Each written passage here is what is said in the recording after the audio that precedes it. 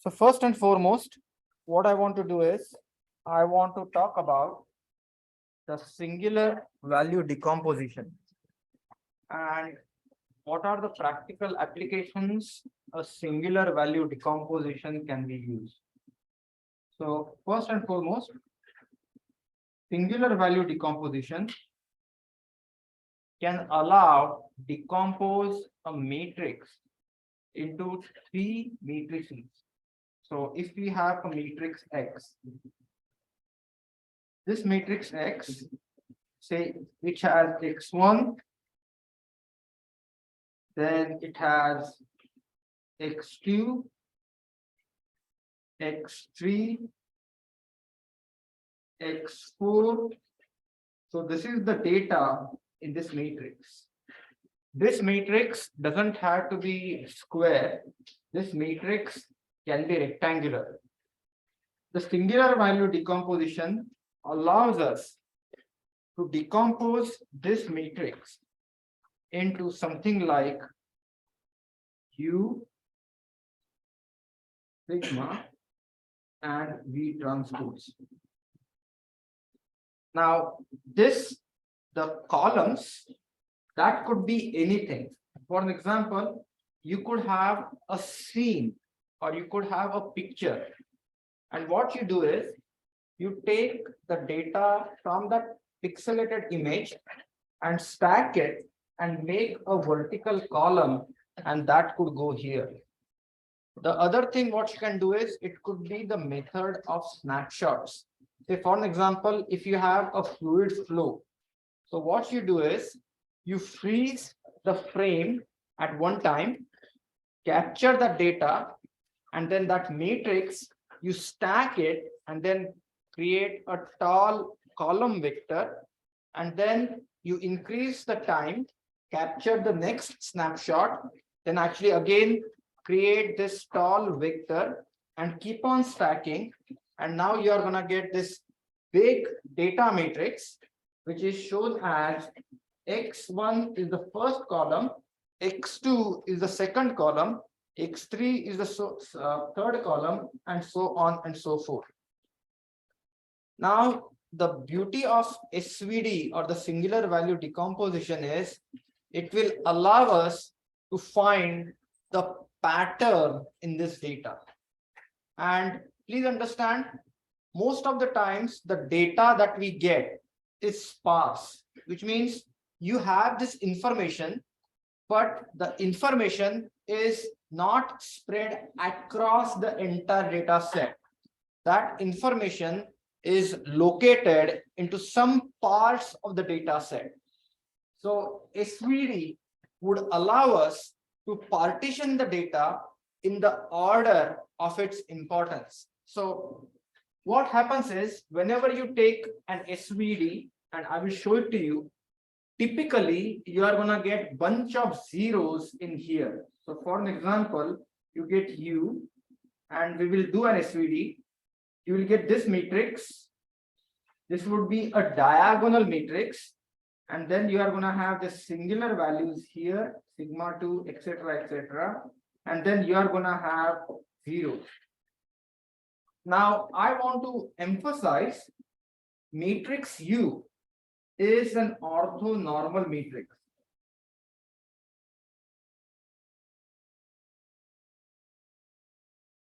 Orthonormal matrix, or also called as unitary matrix. What is an orthonormal or unitary matrix? Which means U multiplied by U star is equal to identity. U star is the complex conjugate matrix. Complex conjugate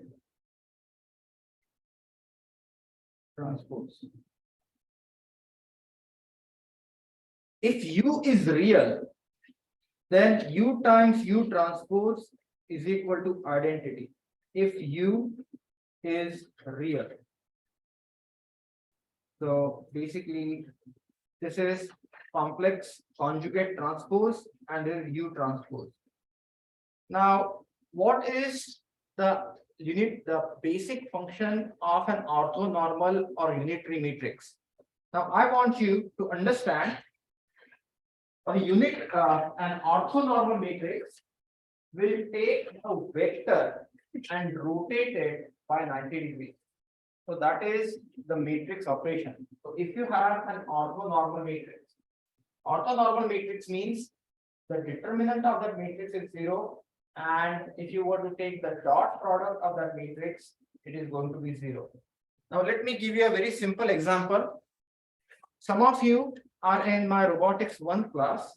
In robotics 1 class, we talk about something called as the rotation matrix. This simple rotation matrix is cosine theta minus sine theta, and cosine theta. Now what I'm going to do is, if I want to make this matrix orthonormal, basically if I substitute, think about it, if I substitute cosine 90, so cosine 90 is 0, sine 90 is 1, minus 1, cosine 90 is 0. So as you can see, this matrix represents a 90-degree rotation. So if you have a matrix which is orthonormal, if you multiply that by a vector, what's gonna get? You are gonna get another vector which is 90 degrees to the original vector. Everyone understood this? So that is what is going to happen. If you have a vector, multiply that by the orthonormal matrix, and then what you have is you have a vector that is rotated by 90 degrees.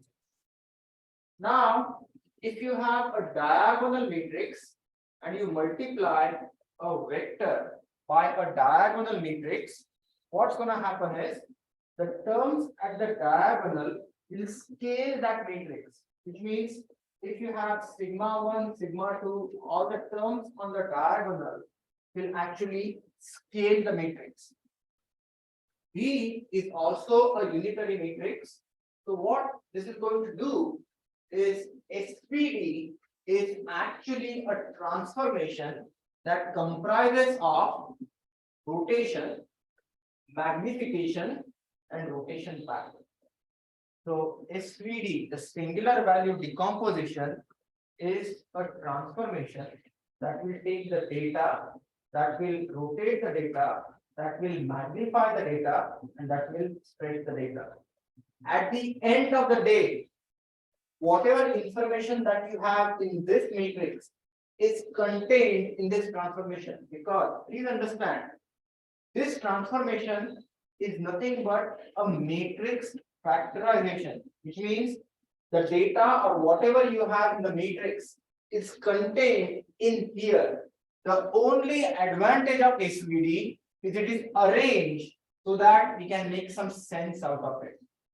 Now what that means is, if I were to take a very small portion of this transformation, and as you can see on the diagonal, I have 0. Zeros means, what is the physical interpretation of zeros? Which means that data does not affect the overall picture. So that data can be ignored.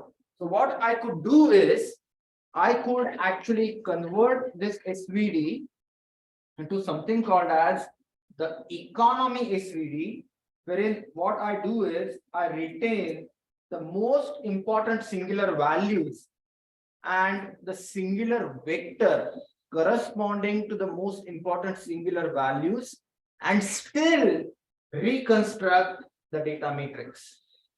Everyone understood this? So what is the advantage? Advantage is you have this huge data set. Now this data set needs to be transmitted from a client to server. I give you a very important and a very practical example. Remember 4K videos. YouTube has 4K videos. Do you really think that the internet or do we have bandwidth to transmit 4K videos in real time? No. What happens is, at the client side, if you have YouTube or something else, as that video comes in, the singular value decomposition is performed, and basically you truncate and you just send this portion of the data, which is a smaller chunk of data, across the transmission line, and you reconstruct the 4K or 8K, whatever video that you have at the client side by performing this multiplication. Everyone understood this? So, yeah. It's similar to decomposition. What? Eigenvalue decomposition. Yes, so basically eigenvalue decomposition is similar to singular value decomposition, but eigenvalue decomposition is only possible for square matrices. You cannot find eigenvalues for rectangular matrices or matrices that are ill-conditioned. But singular value decomposition is available for all the matrices. Now, what I want to tell you is the important part of singular value decomposition, and we talked about this in the last class, is a matrix can be decomposed as rank 1 matrices. So each singular value is an indication of some type of a weight on how important that data is. So what I want to do at this point is I want to go to my MATLAB. I want to go to MATLAB, and if you have MATLAB, I would recommend you to kind of do this simple exercise, and that will make things a little bit clearer. So first and foremost, what we are going to do is we are going to create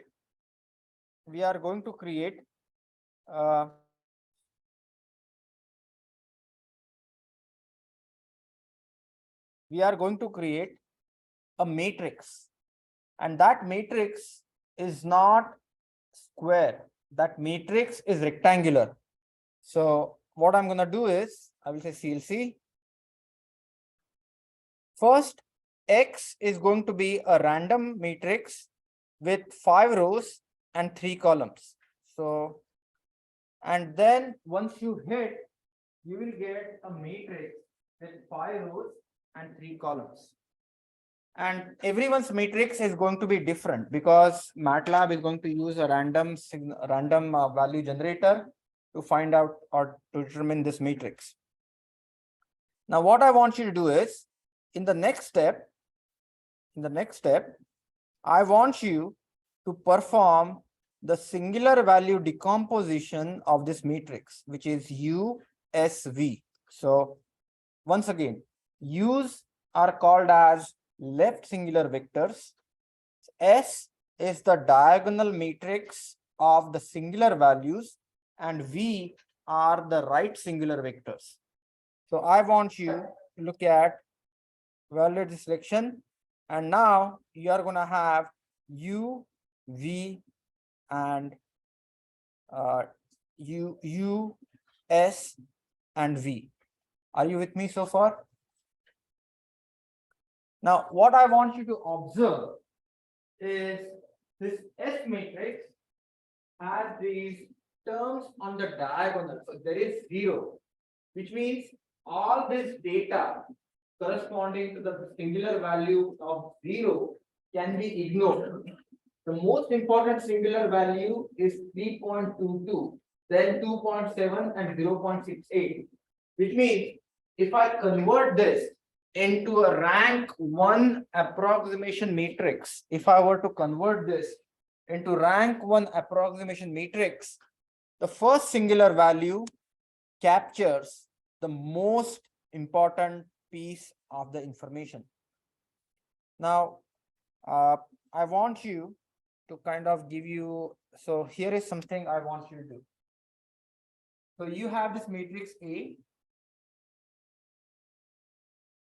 This matrix A is represented as U, S, V transpose. So I want you to verify if you take U, if you multiply that by S and you multiply that by V transpose, you indeed get the matrix A. So please perform this calculation on MATLAB, just say U times S multiplied by V transpose and see what you get. Next thing, what I want you to do is, I want you to look at this U matrix comprises of U1, U2, etc., etc. This V matrix comprises of V1, V2, etc., etc. And then you have this S matrix, which is a diagonal matrix. So I'm going to write this matrix something like, I want you to look at U1 multiplied by the first singular value multiplied by V1 transpose plus U2 multiplied by sigma 2 multiplied by V2 transpose.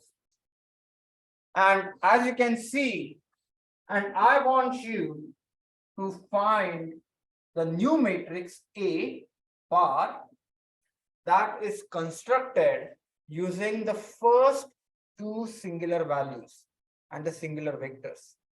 And you would notice that matrix would be pretty close to the matrix that we have. If you want to improve the accuracy, you can include more singular values, but basically the data should be captured in here. So this is the rank 1 approximation of the matrix. Rank 1 approximation of the matrix. Once you add these matrices, you get A. Alternatively, MATLAB has a built-in function that can perform this compression, or it can actually truncate the SVD, and that function is called SVDX economy. So if you were to do the economy SVD, then what you can do is this truncation is automatically carried out. So what I want you to do is, I want you to run the next line of code or type it in your code. U hat, S hat and V hat is equal to SVD X economy. So please try to do it. And now you will notice the difference between the first and the third decomposition. You will notice that if you compare U hat, S hat, V hat, U hat is just 1, 2, 3, 5 rows, 3 columns, which is the truncated version of U. V hat is the truncated version, and you can actually observe, if you do U hat, S hat and V hat, if you perform this multiplication, you will still get your original data matrix. So I would encourage you to perform this calculation and verify. So what has happened here? We have approximated or compressed, essentially we compressed the matrix. And this compression occurred in multiple stages. First, we got the data, we decomposed the data, then we sliced the decomposition into the important part and irrelevant part. And we just used the important part to reconstruct the original data set. And this approach can be used for image compression. This approach can be used for PCA. This approach can be used for even preconditioning data, for machine learning applications, and so on. So I would encourage you to try this quickly. Now the next part which I want to talk about is something called as Eckart-Young theorem. So this is an important theorem.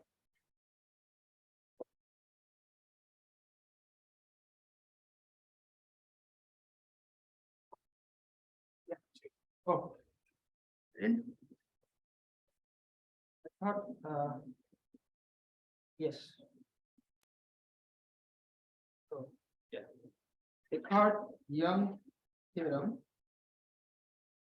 So I'll give you the theorem.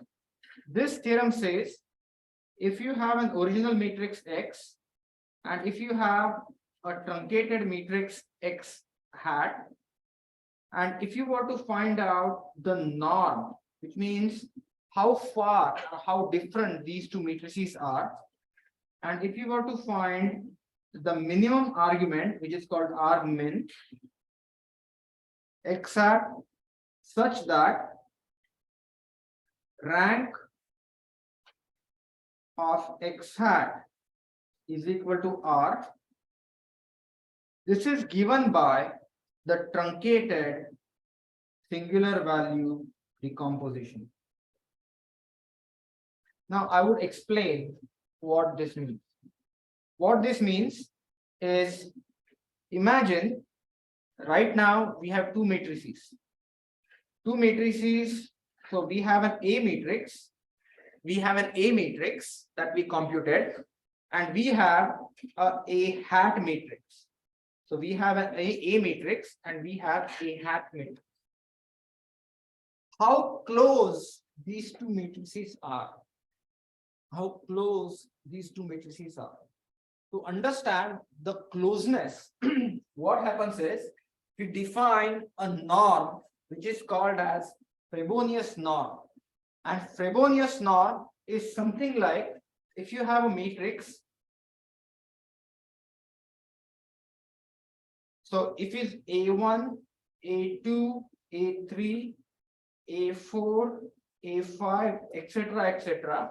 So what I'm going to do is, I'm going to take each number A1, square it and add it to the next number, A2 square plus A3 square. So what it means is, after I'm done performing this calculation, I have one single number that is representing the data in the matrix.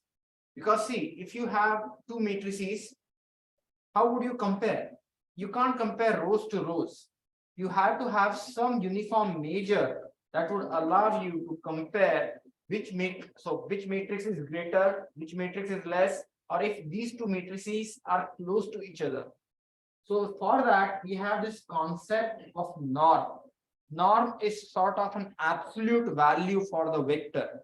But the Frobenius norm is basically you take individual term, square them so that you take into account the effect of negativity, plus minus both get squared, and then sum them all, and that gives you the Frobenius norm. What you do is you calculate the Frobenius norm for the original data, which is matrix A. You call the Frobenius norm for the reduced data, which is A hat, and you will notice that Eckhart-Young theorem states that if you were to take the difference between these two, that is nothing but the singular value, the economy singular value decomposition. In other words, what it means is, if you were to take the singular value decomposition, truncate it, just chop off all the zeros, use whatever is left, and reconstruct the data, your data will be as good as your initial data. Does it make sense? Now, it is really tricky to kind of understand the math, but I promise you what we are going to do is, I'm going to work out some practical applications where you will realize that how this approach can be used. So what I'm going to do now is I'm going to go to MATLAB. So I'm going to go to MATLAB, and I want you to look at the, so let me see.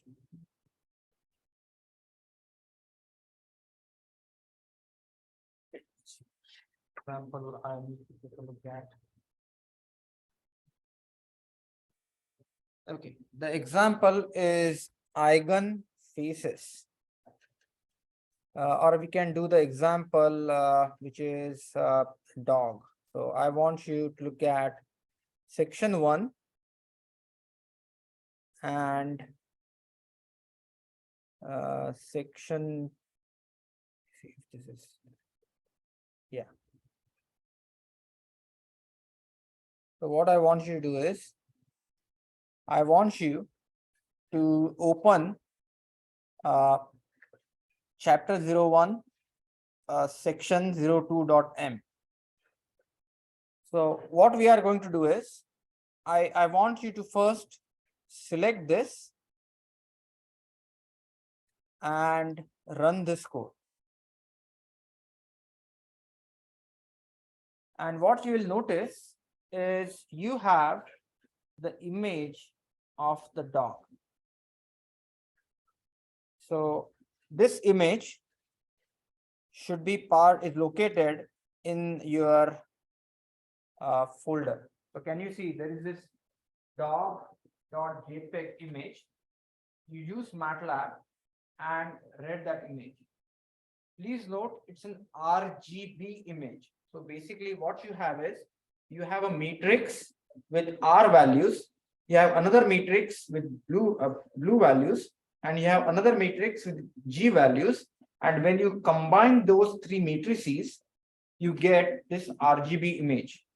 But to showcase the SVD, what we did is we took this RGB color image and converted that into a grayscale image. So basically we converted this RGB image into a grayscale image, and we have plotted that image.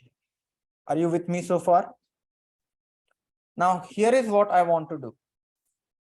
This image, if you think about it, I want you, so can you see in line number 3, you have this A, and I want you for a minute, what I want you to do is, I want you to look at the data structure on the left hand side.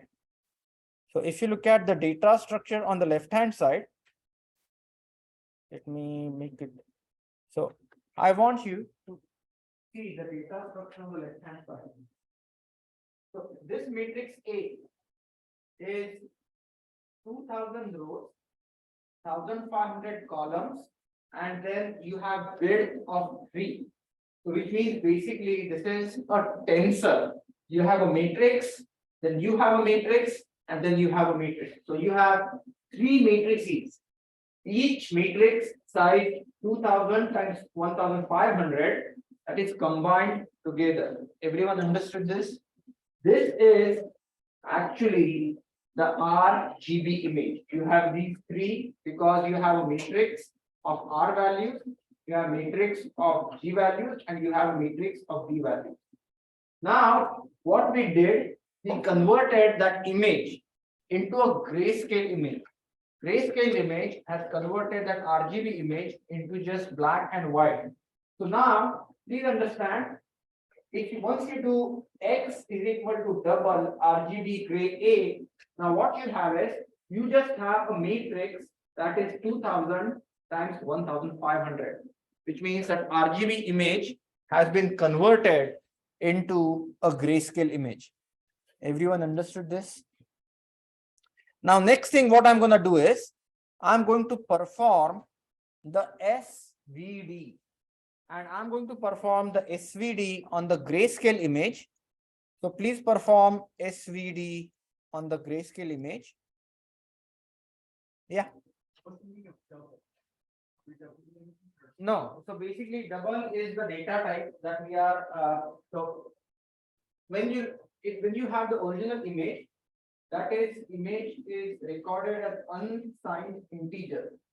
So when we have converted into an RGB value, we have converted into a double value because it is unsigned int, but we want this image to be, essentially we want it to convert into a matrix that we can manipulate. That's why we converted that into double. Now, what I want to do is, I want to perform this SVD, and in the next line of code, here is what I want to do, and we are going to do it step by step. I want to use the different truncation value, and just for the sake of discussion, I don't recommend you plotting U, S, and V, but that S is a diagonal matrix with all the singular values. In what I'm going to do is I'm going to mention R value. So I'm going to retain just the first 5 singular values and singular vectors. In the next iteration, I will represent or I will retain 20 singular values and singular vectors. And the last iteration, I will keep 100 singular values and singular vectors. And now what I'm going to do is let's do it something like this. So first, run this.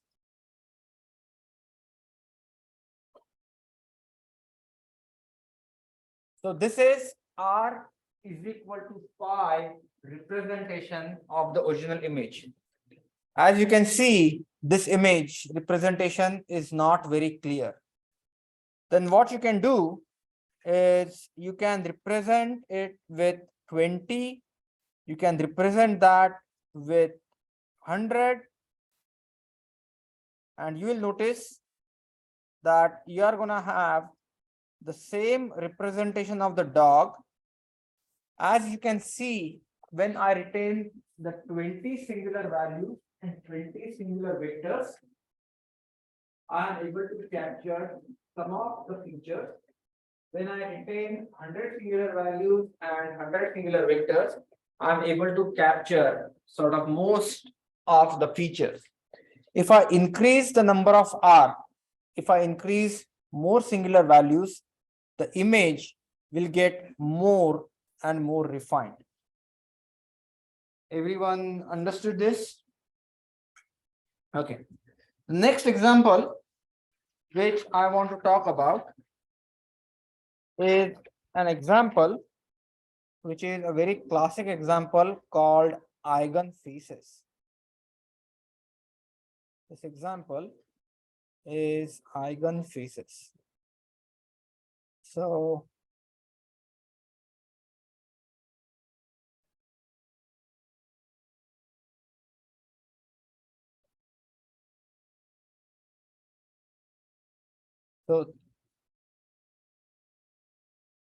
the idea of eigenfaces is, first and foremost, I want you to run this data set.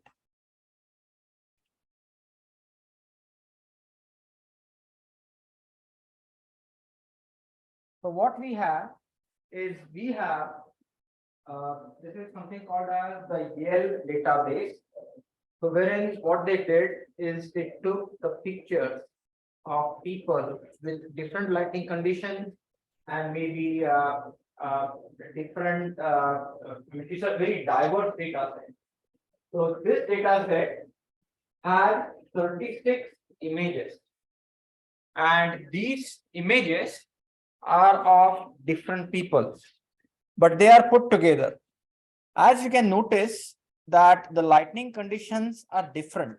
So you will see the difference in the texture. Again, everyone is different. So you will see the difference in the feature. So what we are going to do is we are going to actually take this data set and then basically take each image, stack that pixel data into one tall vector, combine all this data. So we have this matrix and then perform the SVD.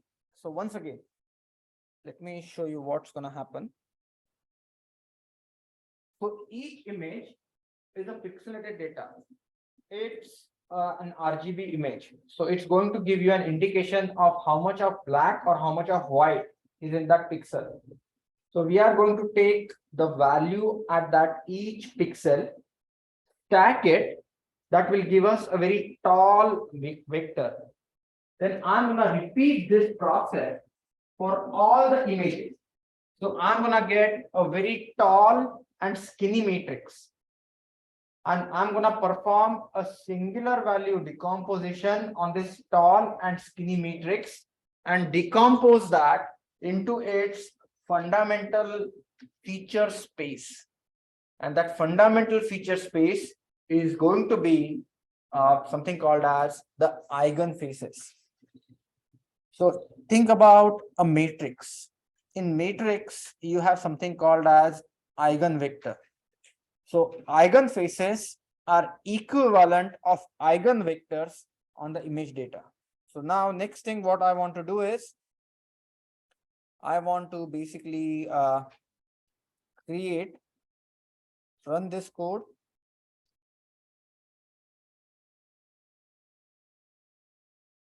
Once you run this code, what you have is you get something which are called as the eigenfaces. And these eigenfaces are the fundamental components that are common in each image. So if you think about it, these are the fundamental components that are available in each image. So if I want to reconstruct a particular image, what I do is I multiply that image by appropriate weighting factors. So I combine all, if I want to construct one picture, I combine these images with an appropriate weight, and that would give me the original image. So that is done over here. So if you see, you can actually see here.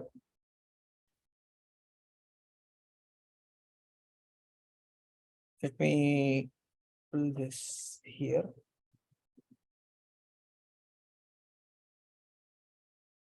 Okay.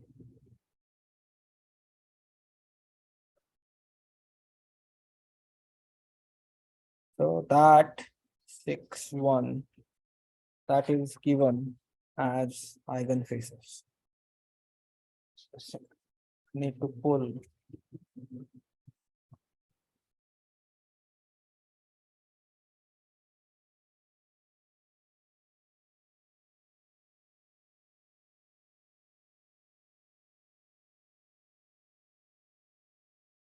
Okay.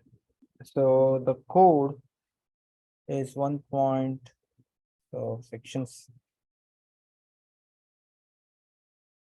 1.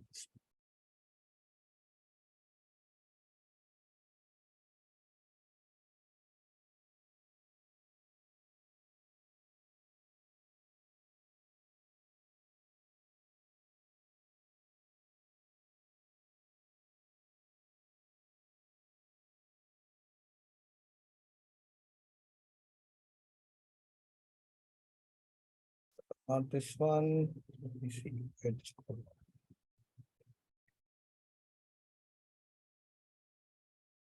Bear with me for a second. Yeah, I got this. And then I want to use 1, 7. Yes. So okay.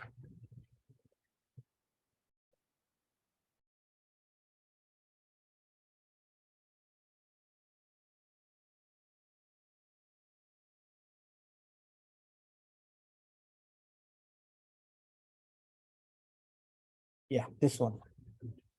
So what I want to do is I constructed the eigenvectors or eigen faces, and then what I'm going to do is I'm going to try to reconstruct the image based on the eigen faces example that we looked at. So if you look at the person 2 that we captured from the image, if we look at person 7, the picture of the person 7, and if we plot that, or if we take the projection of that data onto the modes, you will notice that, okay, I need to run this.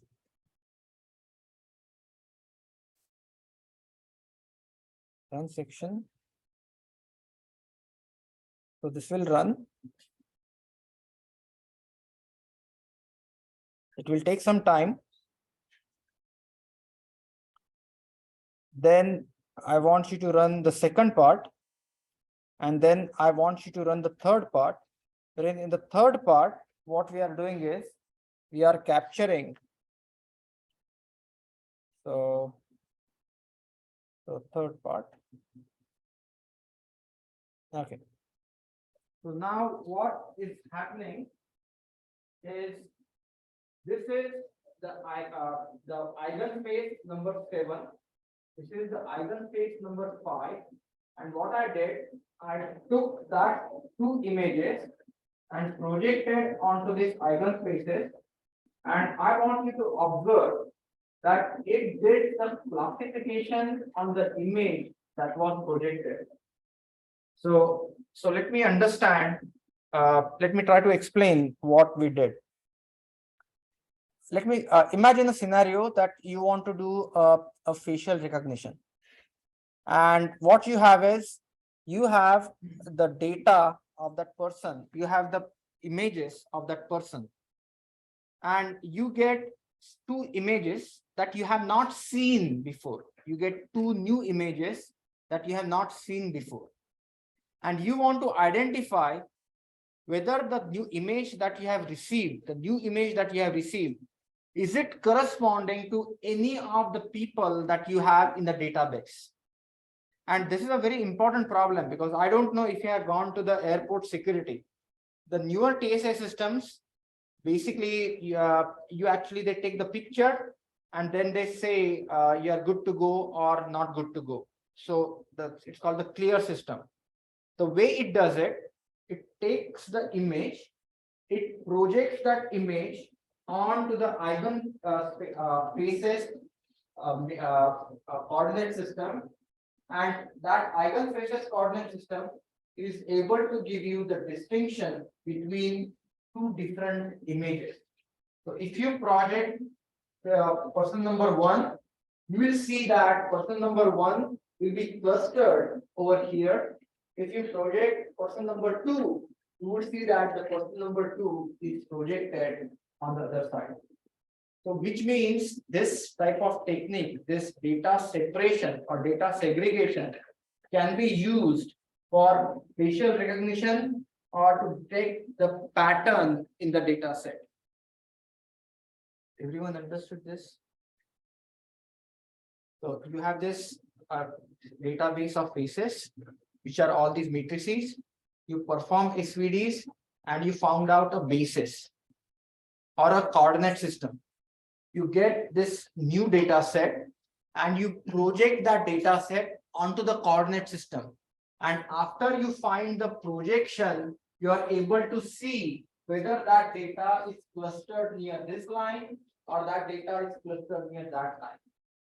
So you are able to visualize the data on a certain projection that gives you clarity. And this is extremely important, because this data set, if you think about it, it has 2000 multiplied by 4000 points. So if you think about the dimensions of data, it's huge. This is not just X, Y, and Z axis. It has X, Y, Z, U, W, A, B, C, all these axes, because the data size is huge. Out of that, what you do is you take the new data set, you use the new data set to find the projection onto this coordinate system. And once you find the projection, it gives you a classification of or sort of distinction between these two data sets. So that is the biggest advantage of using something like eigenfaces type of example. Any questions on eigenfaces? Okay. The next part which I want to talk about, and this is an interesting aspect, is principal component analysis. So principal component analysis is actually something similar to the SVD. The only thing is, in principal component analysis, what you do is you take the data, subtract the mean, and then you basically normalize the variance or the distribution of the data. And then what you have is you have a data set, you perform the SVD, and you get principal component analysis. And let me show you what is the advantage of doing something like principal component analysis. Once again, principal component analysis is something similar to singular value decomposition. The only difference is you take the data set, you subtract the mean, and you normalize the variation, and you perform SVD. And this example will make it absolutely clear why this principal component analysis is useful or how it can be used. How many of you are familiar with ovarian cancer? Ovarian cancer is the cancer of ovaries, and that is a very complex phenomenon that depends upon the genes. So if you were to look at the gene structure of a patient diagnosed with ovarian cancer, there are 4,000 different proteins. So now imagine ovarian cancer data set is the data set of all the patients diagnosed with ovarian cancer and some patients that are not diagnosed with ovarian cancer. And what the researchers did, researchers actually did the genome sequence, and the genome sequence is 4,000 actually there is 4,000 data sets. So it's like a vector of 4,000 data. So length is 4,000.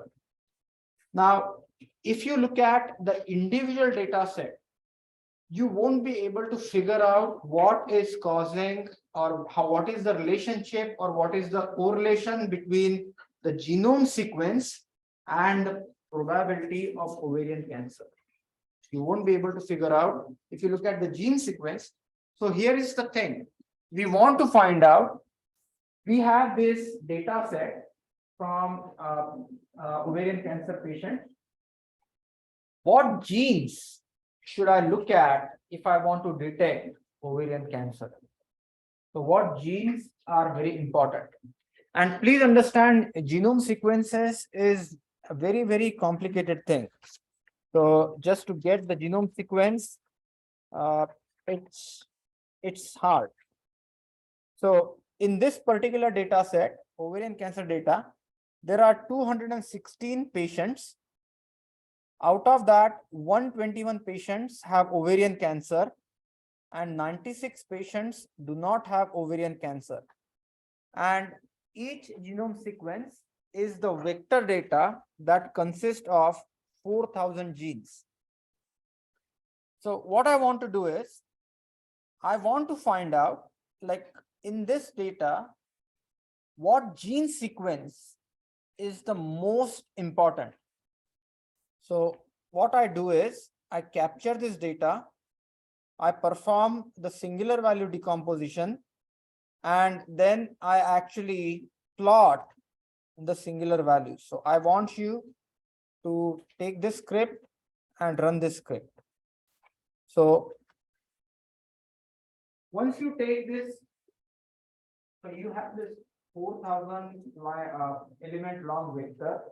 To take that 4,000 element vector, stack it, and now you have a matrix wherein each row, each column is 4,000 digits long. And then I want you to understand this. I take that data matrix, perform the singular value decomposition. Please understand, there are 216 patients. So you start from 0 all the way to 216. So I have a tall and skinny matrix. I perform the singular value decomposition, and I found out that the first singular value is 100. Second singular value is low. Third singular value is low. And gradually the singular values go to a very small value, which is 1. So the highest singular value is 100, the lowest singular value is 0. So what I'm going to do is, I'm going to pick up the most important singular value and the singular vectors corresponding to these singular values, and then try to plot the data set onto those singular values. So I want you to look at this. Run the next part.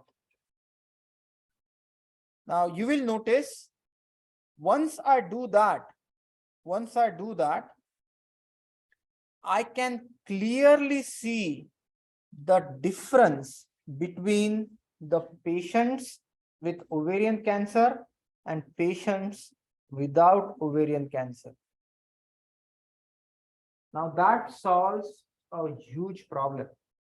Imagine you have a genome sequence that has 4,000 entries, and you want to find out if that genome sequence is does that genome sequence fit into the pattern of genome sequence where ovarian cancer is detected. You clearly cannot compare 4,000 numbers to one another.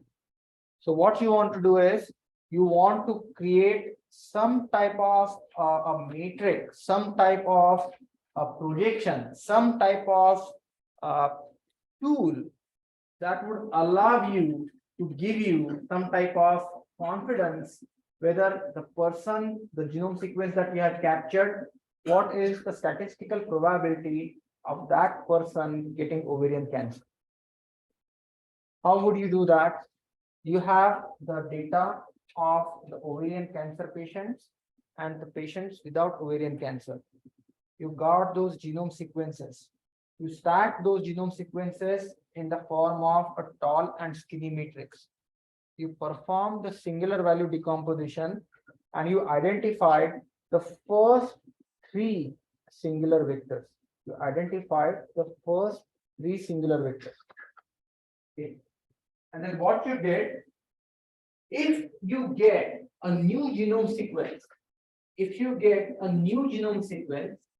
if you project that new genome sequence onto these three singular vectors, if the point is on the red, if it point is clustering into red, you know that the probability of that person developing ovarian cancer is high. If the new genome sequence, once you project that onto this, if it is on the blue, then you will notice that the probability of that person developing ovarian cancer is low. Everyone understood this? This is very important stuff, and sometimes it's a little tricky because this is the practical application of linear algebra. So if you have any questions, please ask me now. Any questions here? Everyone understood what we are trying to do here? We have a genome sequence and we want to make sure we somehow want to do a pattern classification, pattern recognition, so that when the new genome sequence comes in, we are able to predict that, hey, there is a possibility of ovarian cancer, or there is a possibility of developing, it's not significant possibility of developing ovarian cancer. So what we did the singular value decomposition. Actually, we did the PCA, and then we got this new data set that we plotted onto the three important or three first singular vectors, and then actually plotted this, and that gives me a clear bifurcation between the ovarian cancer patients and a non-ovarian cancer patients. Yes, so basically the example that is shown over here is, if you feed all the data that you have, if you take the projection of all the data that you have, you will see the ovarian cancer, patients with ovarian cancer are clustered in a certain region. And people with no ovarian cancer are clustered in a different region. So basically, as you can see, it gives you sort of a very clear differentiation wherein, so you can see that the ovarian cancer patients are in this region, and patients without ovarian cancer are on the right region. Does it make sense? So the idea is you have this data. What you want to do is you want to find means to understand the data, find the pattern in the data, and the way we are finding the pattern is using the techniques of linear algebra. Okay, the next part which I want to talk about is something called as the importance of truncation and alignment. So I will just use this. So whenever you perform a singular value decomposition, you have to make sure to use the appropriate truncation value. Because if you think about it, if you truncate for a very small value of R, you are not going to get appropriate image or appropriate data. If you increase the R to very significant value, you will get a better reconstruction. But the problem with that is your data set is big. So what you want to do is you want to come up with some type of optimal thresholding, and there are different ways an optimal threshold can be decided. Sometimes optimal threshold can be decided based on the singular values. Sometimes optimal threshold can be decided based on some type of a norm. Sometimes you can perform optimal analysis, or you can do an optimization and find out the optimal threshold. So if you want to look at the effect of truncation on the data, what I want to show you is this is a toy problem, which means this is an artificial data set. So what I'm going to do is just open chapter 1, section 7.1 truncation. This is the original image, and this image looks something like this. Now what I'm going to do is I'm going to corrupt this image. So I'm going to make this image a little bit noisy. So what I would do is I would add next part to it, and I would make this image noisy. And once I made the image noisy, you can see that that image becomes grainier. So it is like a noisy image. Now what I want to do is I want to use something called as the adaptive thresholding to find out what is the best way to capture the data. So first thing, what I'm going to do is I'm going to use something called as a hard threshold, and wherein you specify the value of hard threshold, and this gives you the new image. So let me show you. This is my original image, figure 1, and this is my noisy image, figure 2.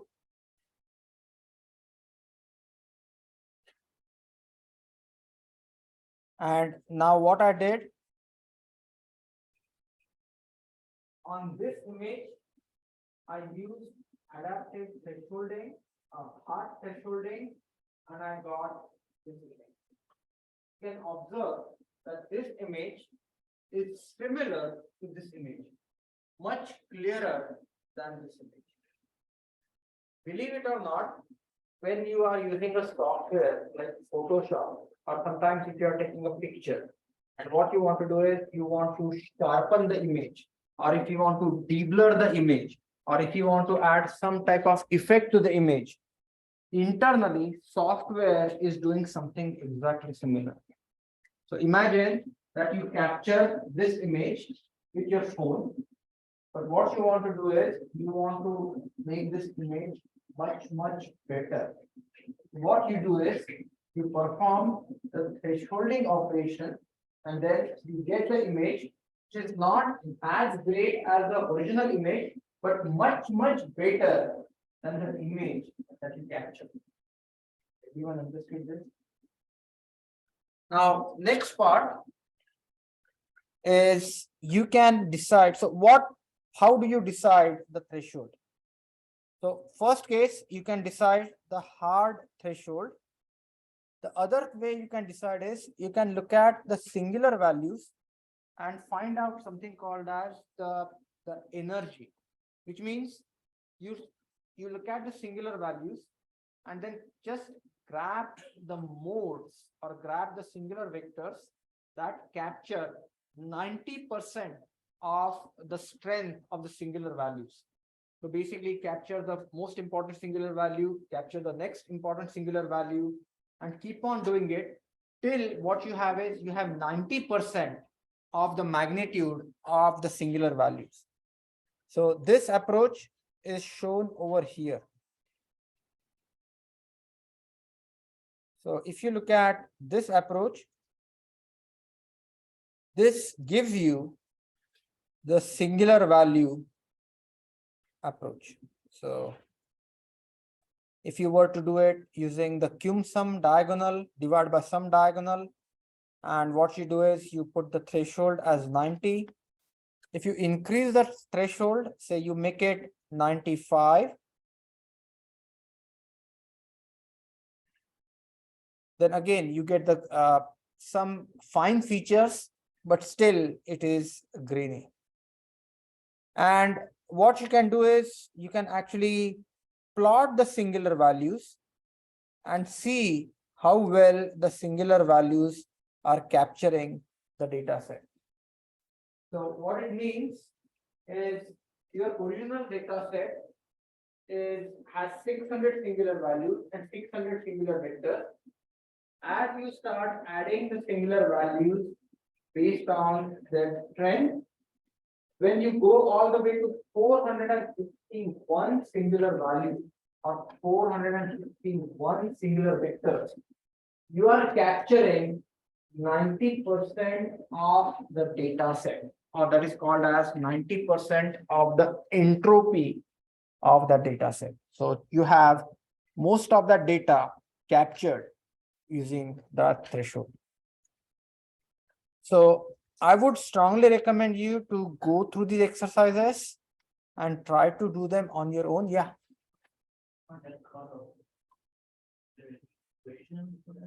So you manually can decide.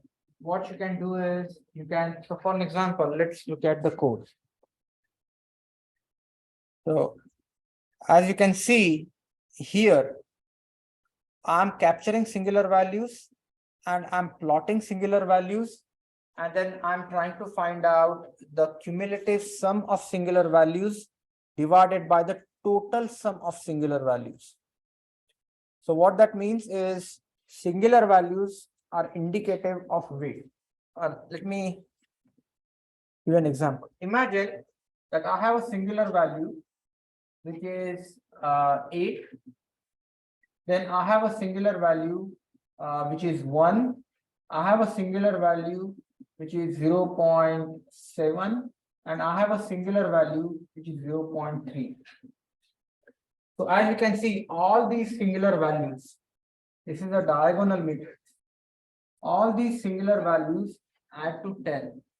If I just keep the first singular value, I have 80% of entropy, which means 80% of the data content is in my first singular value. If I take first singular value, second singular value, and clearly I have these two matrices. So if I retain these two, what I need to retain is I need to retain this, I need to retain this, I need to retain this, I need to retain this. I can eliminate everything else, and you can say it retains 90% of the data set. So I'm deciding the thresholding parameter based on the amount of data I need to capture. And in this particular data set, the singular value decomposition is 81.7.3. But it is quite possible that for some other data set, for some other image, this could be 5, 3, 2, 1. So depending upon where your thresholding is, you will have to select the singular values and singular vectors. This order automatically. It's when you do the singular value decomposition, the most significant singular value will be the first value on the diagonal. Second important singular value will be the second value.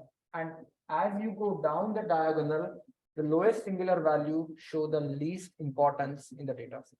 Oh, I'm just cutting one part if you want. Equation. So if you look at this equation, I'll try to show you the picture here. I'm just showing that the data set that we are analyzing, the data I showed you, there are 600 singular values. And if I were to take the 461 singular values, they comprise 90% of the entropy. So if I want to chop that data and do a proper reconstruction, I will just use 0 to 461 singular values and singular vectors. Does it make sense? And this stuff is important when you actually do the exercise. The last part, which is important, is something called as the randomized linear algebra. And random linear algebra is, or the random numerical linear algebra is a revolutionary concept, and which they started working on it very recently, but it has the potential to change the way we think. So let me explain what do I mean by the randomized linear algebra. Professor. Yeah. There was another plot. What that said. Oh, the other plot, this, you mean this plot? Yeah. So basically that shows you the drop in the singular value. So you can see. So if I were to say how many vectors I need to, you will see that there is this sudden drop. The first singular value here is, I think, this one. So these are the actual singular values. So this is 155. Second singular value is 132. And after that, the singular values directly drop to 48, and then they keep on dropping. Can you see that? So, and the second plot, this is the cumulative value of singular value. So if you look at, capture the first singular value, add it to the second singular value, add it to the third singular value, this gives you the cumulative distribution of the singular values. And this gives you the actual singular value that you capture. So as you can see, the first and the second singular value, they capture the most important data content.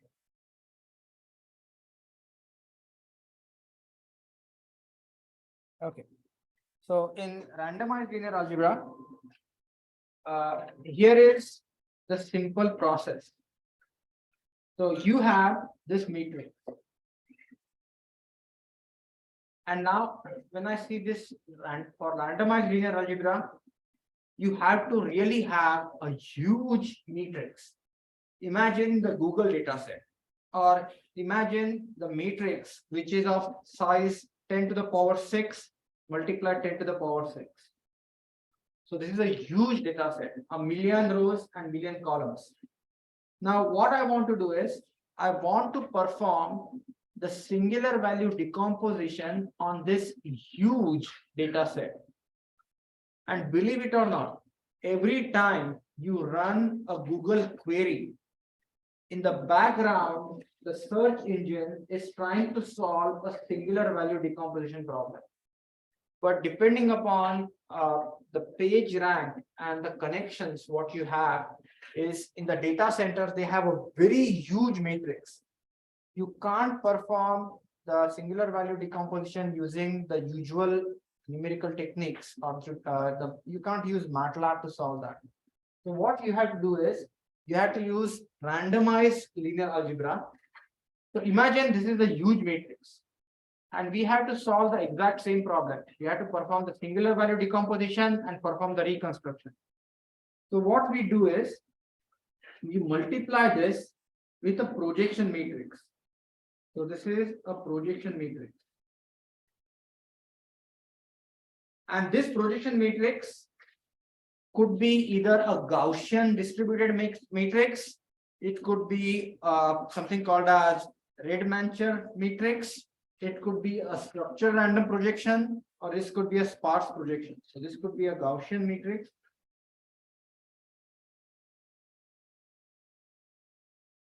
This could be a structure random matrix. This could be a sparse projection matrix. So think about it like this is the matrix of numbers. And this matrix, depending upon what projection you use, is given to you. So, or you can choose this matrix depending upon the data that we are analyzing. So this could be a Gaussian matrix, structural random matrix, or sparse projection matrix. Then what you do is you multiply this together, and now you have this big, tall, skinny matrix, which is Z. And on this Z matrix, because of this projection matrix, the dimension of this Z matrix are significantly less than the original matrix dimension. So this dimension is significantly less. Then what we do is we perform something called as Q times R decomposition that we talked about earlier. So we create an orthonormal basis and another matrix. So we create something called as QR decomposition. And in the next step, we take the transpose of this Q matrix, multiply that with this original X matrix. And what we have is we have this new Y matrix, and we do singular value decomposition on this Y matrix. So let me explain what has happened. We have to perform singular value decomposition, or we have to perform some type of compression, we have to perform some type of manipulation on this matrix. But this matrix is very big.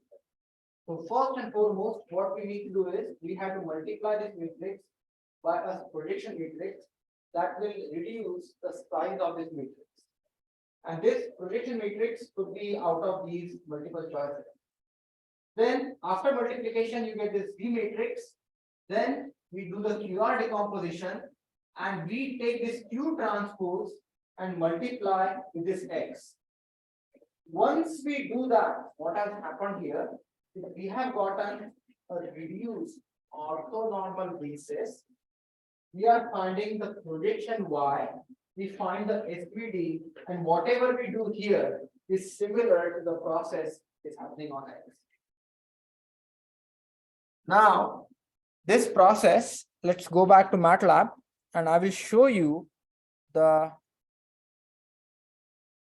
power of this technique. This is actually really fascinating. So what I want you to do is, I want you to go to randomized linear algebra technique, which is RSVD, randomized SVD. So what I want you to do is, this is a very simple example. I want you to go to Google and download this image, which is called Jupyter.jpg, and grab the largest image that you can find. So the biggest image that you can find. What I'm going to do is, I'm going to have that image read into the matrix A. I will convert that matrix into something called as grayscale. and then I will perform the SVD, and then I would choose a target rank of 400, sampling parameter and power iteration, and I would perform the randomized SVD on this matrix X. So what this will do is, it will capture, it will use a projection matrix, multiply the huge image matrix by the projection matrix, find out the new matrix Z, perform the QR decomposition, and after QR decomposition, take the Q transpose, multiply the original image, and now you are gonna get a very small subset, small matrix, and I'm gonna perform the singular value decomposition on that small subset of it. In the next step, what I'm going to do is, I'm going to use that small subset of data, extremely important. That small subset of data we captured by random sampling. We captured the data using random sampling. That small subset of data I'm going to use to reconstruct the whole image. And I want you to try this, and you will realize, just run this.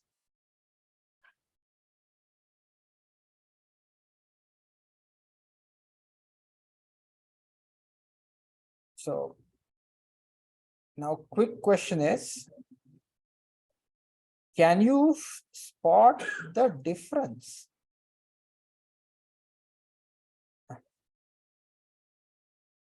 So on the left hand side, this is the big image that I downloaded. I performed the randomized singular value decomposition and I reconstructed this image. But you can see that the new image that we have obtained is pretty much same as the. And how do we know? As you can see that I have this actual SVD. But if I were to tweak the randomization parameter, I go with Q is equal to 1, Q is equal to 2, Q is equal to 3, all the way to Q is equal to 5, and I achieve better conversions. So, point I'm trying to say here is, you can get excellent results using randomized SVD when you are working on the huge large images. And the basic premise is, if your random sampling is capturing all the fine details that are present in the original image, and it depends upon your sampling. If your sampling is so smart that that sampling is able to capture the finer details in the base image and skip over the gross details in the big image, at the end you are still able to recover the original image. I would encourage you to try this, and then let me know what you think. So I have kind of touched upon most of the examples that are given in the chapter 1. And some of these examples, I would encourage you to read through the material and try those. And now with that, I think you should be able to do the first exercise. And I have uploaded that. When is it due? Do you know? So try to do that. If you need some extra time, I would be happy to give you extra time or discuss any questions that you may have. But this gives you sort of a baseline to work on the problems. I will stop here, but I would be happy to answer any questions you may have. Yeah. Material of the example from the first edition is the same. What? The first edition of the book. No, so I think the homeworks are different. Example. I think most of the examples are same. But so the first chapter is the same. So the second edition has the chapter on the reinforcement learning. So you can, but the examples, I have actually uploaded the examples. So Okay, yeah, question?